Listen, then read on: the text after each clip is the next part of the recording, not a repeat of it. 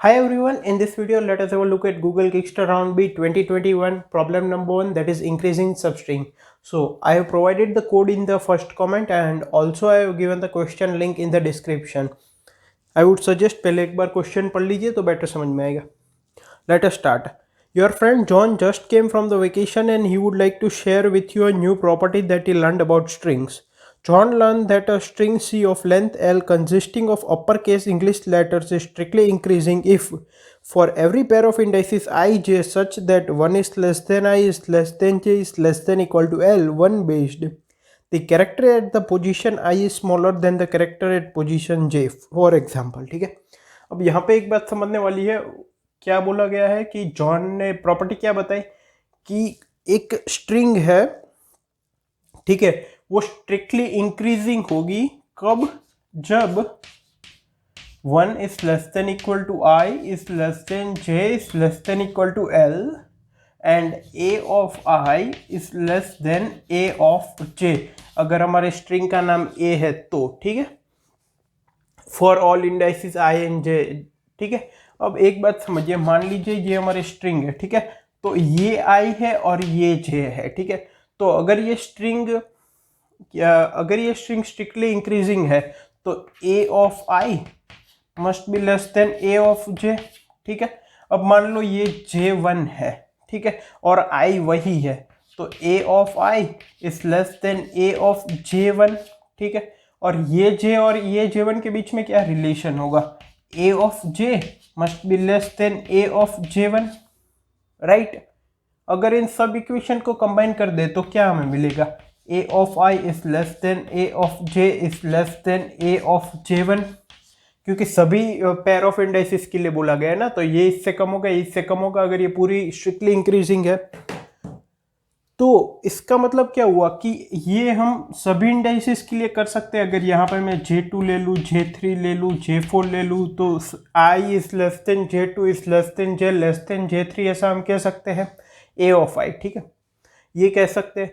इसका मतलब क्या हो गया कि वो सभी, अगर हम सिर्फ A of I is less then A of I plus 1, अगर हम इतनी कंडीशन भी अगर चेक कर ले सभी के लिए तो भी हमें पता चल जाएगा. अगर ये सभी इंडाइसिस के लिए अगर ट्रू हो जाता है तो ये अगर नॉन कंसेक्यूटिव इंडाइसिस होंगे तो भी ट्रू होगा ही होगा, ठीक है. तो हमें चेक क्या करना है सिर्फ कि कंसेक्यूटिव के लिए ये वैलिड होगा कि नहीं स्ट्रिक्टली इंक्रीजिंग स्ट्रिंग में, ठीक है. तो ये तो इतना समझ में आ गया. अब आगे क्वेश्चन में क्या दिया गया है? फॉर एग्जाम्पल ABCADF, वो आप देख सकते हैं. ABC में अगर कंसेक्यूटिव को कंपेयर करेंगे तो भी पता चल जाएगा, ADF में भी पता चल जाएगा. बाकी जो नहीं है उनके एग्जाम्पल दिए. Now that he taught you this new exciting property, John decided to challenge you. Given a string S of length n, you have to find out for every position 1 is less than equal to I is less than equal to n. What is the length of the longest increasing substring that ends at position I? ठीक है, और constraints दिए गए हैं और input दिया गया है, ठीक है. चलो, तो क्या बोला गया है कि जो स्ट्रिंग दी गई है वो उसकी साइज n है, ठीक है. तो हमें पूछा गया है कि for all I greater than equal to 1 less than equal to n, हमें बताना है कि लॉन्गेस्ट इंक्रीजिंग सबस्ट्रिंग जो कि वो प्रॉपर्टी फॉलो करती हो उसकी लेंथ क्या होगी जो कि I से एंड करे, ठीक है. तो इसका ब्रूट फोर्स मेथड क्या होगा? हम क्या कर सकते हैं? For I equal to 1 to n, ठीक है. यहाँ पे 1 बेस्ड इंडेक्स मैंने लिया है, कोड में 0 बेस्ड इंडेक्स है, ठीक है. For I equal to 1 to n, फिर फॉर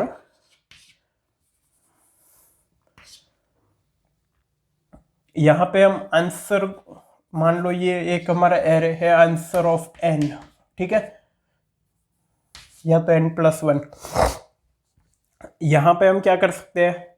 हम इनिशियलाइज आंसर ऑफ I को 1 से इनिशियलाइज कर सकते हैं, क्योंकि वो इटसेल्फ में तो एक इंक्रीजिंग सबस्ट्रिंग ही है. अगर कोई भी कैरेक्टर सिंगल है तो वो खुद में तो इंक्रीजिंग ही है.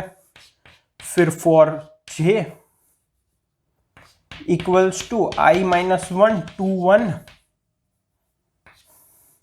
If a of j is less than a of j plus 1, ठीक है, तो क्या होगा, answer of i plus plus, else break कर देंगे, जहां पे भी इंक्रीजिंग नहीं हुआ, जहां पे भी वो पैटर्न टूट गई वहां पे ब्रेक कर देंगे, क्योंकि कंटिन्यूस सबस्ट्रिंग स्ट्रिक्टली इंक्रीजिंग बोला गया है, ठीक है, मतलब सी ए बी होगा, तो इस इंडेक्स पे एंड होने वाले की लेंथ क्या होगी, ए बी, ये तो होगा नहीं, अब इसके आगे कुछ भी हो कोई मतलब नहीं है, ठीक है, तो ये ब्रूट फोर्स मेथड हो गया। लेकिन इसमें कितने फॉर लूप लग रहे हैं, दो, एक इनर एक आउटर, तो टाइम कॉम्प्लेक्सिटी क्या हो गई, एन स्क्वायर, तो एन स्क्वायर यहाँ पे अगर देखेंगे तो 100 इंटू एन स्क्वायर, तो वो क्या हो जाएगा 100 इंटू 4 इंटू 10 की पावर 10, ये तो टाइम लिमिट एक्सीड हो गया, तो हमें एक फॉर लूप में ख़त्म करना होगा किसी तरह से, या तो एन लॉग एन में, ठीक है।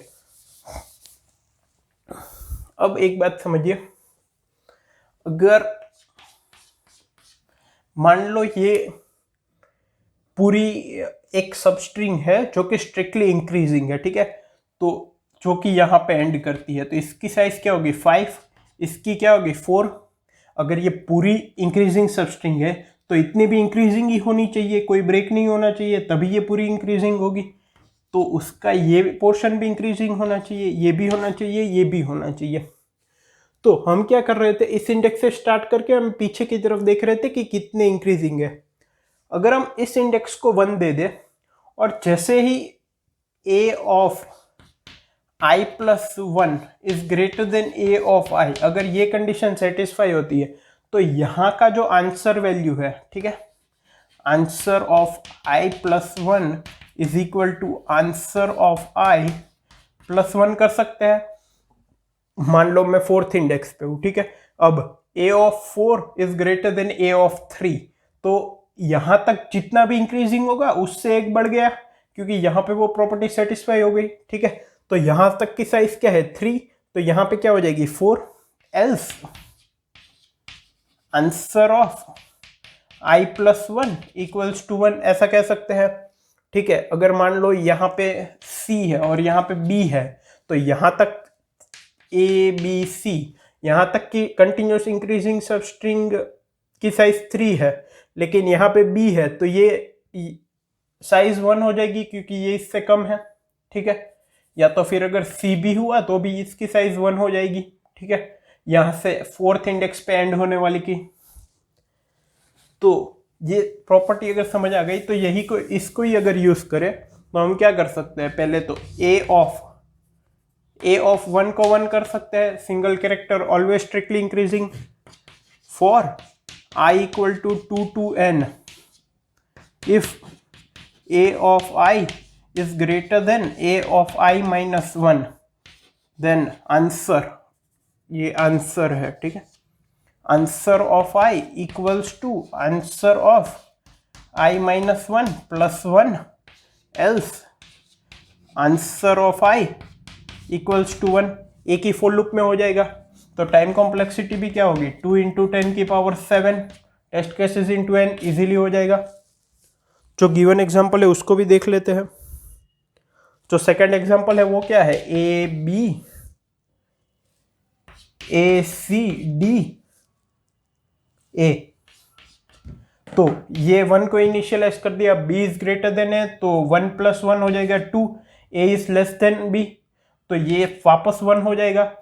a से इस इंडेक्स पे एंड होने वाली लॉन्गेस्ट इंक्रीजिंग सबस्ट्रिंग क्या होगी, ये अकेला ही होगा क्योंकि ये तो इंक्लूड नहीं हो सकता, b a इंक्रीजिंग नहीं होगा। अब c इज ग्रेटर देन है तो 2, d is greater then c, तो answer of this index plus 1 मतलब 3, और ये वापस 1 हो जाएगा, तो 1 2 1 2 3 1, ठीक है। तो आई होप आपको समझ में आ गया है, और जो कोड है वो मैंने कमेंट में प्रोवाइड किया है। Thank you.